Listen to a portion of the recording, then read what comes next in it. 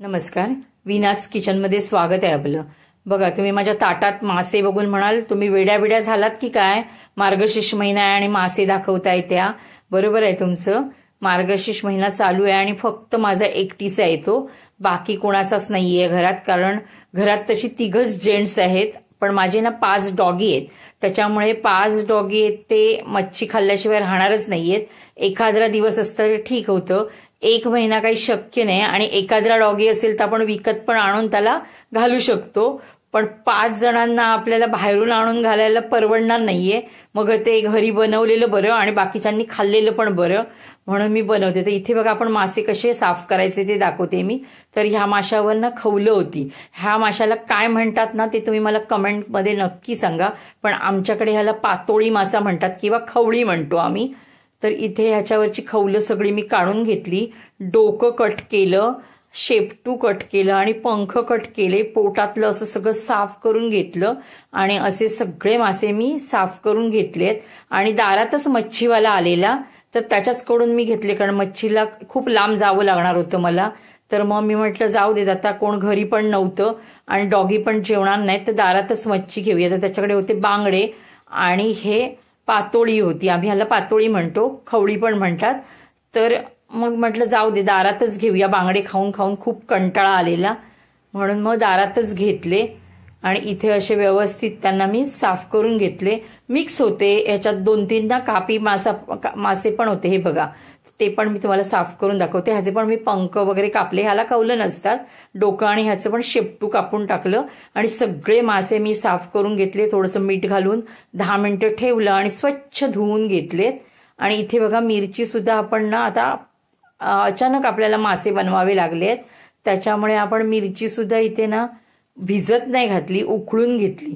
एक लक्षात ठेवायचं, जेव्हा आपली धांदल असेल ना तेव्हा मिरचीला उकळवायचं, मग एकदम नरम होते मिरची आणि ती वाटली पण छान जाते, एकदम मस्त पेस्ट होते त्याची। आणि जर तुम्हाला धांदल नसेल तर तुम्ही मिरची भिजत घालू शकता, पण त्याच बरोबर मी तुम्हाला हेही सांगेन, भिजत घातलेली मिरची असते ना त्या साराची चव वेगळी लागते आणि उकळून जेव्हा आपण मिरची घेतो ना त्या साराची चव जी आहे ती वेगळी लागते। तर इथे बघा, आपले सगळे मासे स्वच्छ साफ करून धुवून वगैरे झालेले आहेत आणि मी मिरची सुद्धा बघा स्वच्छ धुवून उकळत ठेवली आहे, ती उकळून सुद्धा झालेली आहे आपली मिरची। तर त्याच्यानंतर आपण वाटण घेतलंय बघा, मस्तपैकी फुगली आहे ना। तर आता उकळलेल्या मिरचीची चव वेगळी का असते ते सांगते मी तुम्हाला। उकळल्यानंतर ना मिरचीला तिखटपणा वाढतो, जसं आपण मिरचीचा तुकडा जर निकाऱ्यावर वगैरे टाकला की त्याच्या वासाने आपल्याला ठसका लागतो ना, तसंच काहीतरी ह्या मिरचीत होतं आणि ह्याचा तिखटपणा आणखी वाढतो। त्याच्यामुळे दोन्ही प्रकारामध्ये चव ही वेगळी वेगळीच आहे। आपण बघा, मिरची टाकली, धने टाकले, लसूण टाकली आणि त्रिफळं टाकली आणि छान अशी पेस्ट करून घेतली आणि खोबरं आणि छोटासा कांदा तसाच ठेवलाय, कारण भांडं छोटं आहे, आपण 2 वेळा ह्याला वाटून ह्याची चांगली पेस्ट तयार करून घेऊया। इथे आपली पेस्ट पण तयार झालेली आहे। आता फोडणीमध्ये बघा, आपण तेल टाकलंय, तेलात कांदा टाकलाय, चांगला करपूस काळा होईपर्यंत आपण तळून घेतलाय आणि त्यानंतर ह्याच्यात जी आपण पेस्ट वाटून घेतली आहे मच्छीची ती आपण टाकली आहे बघा। जे आपल्याला सार मच्छीचं बनवायचंय त्याची पेस्ट ओतली, घट्ट पातळ पाहिजे तेवढं पाणी टाकलंय, चवीपुरतं मीठ टाकलंय, कोकम टाकलंय। तुम्ही जर माझ्या चॅनेलवर नवीन असाल तर माझ्या चॅनेलला लाईक आणि सबस्क्राईब करायला विसरू नका आणि माझ्या जर रेसिपी तुम्हाला आवडत असतील तर तुमच्या फॅमिलीजमध्ये शेअर नक्की करा। तर इथे बघा, मला जेवढं घट्ट पातळ पाहिजे तेवढं मी पाणी टाकून घेतलंय आणि ह्याला मी नुसती फक्त 1 उकळी पहिली काढून घेणार आहे आणि 1 उकळी काढल्यानंतर आपण ह्याच्यात जे मासे साफ करून घेतलेत ना ते टाकणार आहोत। तर बघा, आपण इथे कोकम आणि मीठ सुद्धा टाकून घेतलेलं आहे। आता आपण ह्याला 1 उकळी यायला देऊया।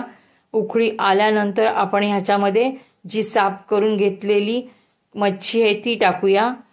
थोडक्यात आपण त्याला पातोळी म्हणतो आणि ह्या पातोळ्याचं सार आहे ना ते 1 नंबर लागतं चवीला।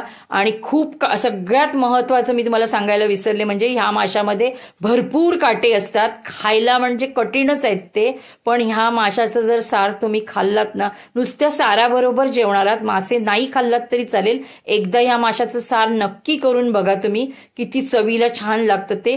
तुम्ही भाकरीबरोबर, चपातीबरोबर, भाताबरोबर खाऊ शकता, भाताचे 2 घास तुम्ही जास्तच खाणार आहात. इतकं चविष्ट ह्याचं सार बनतं आणि काटेरी माशाचं ना नेहमीच सार ना चविष्ट बनतं. अगदी हलवा पापलेट पेक्षा सुद्धा. जसं कर्ली माशाचं सार बनतं, पेडव्याचं बनतं, तसंच ह्या पातोळी किंवा खवळ्याचं सार एक नंबर बनतं. तर असं दुसरी सुद्धा या माशांना उकळी आली आहे. तर बघा, एक उकळी बरोबर मी आता हा गॅस बंद केलाय. एक उकळी आल्यावर मासे टाकायचे, दुसऱ्या उकळीला गॅस बंद करायचा, नाही तर सगळे काटे काटे होणार. इथे असं आपलं खवळी मासे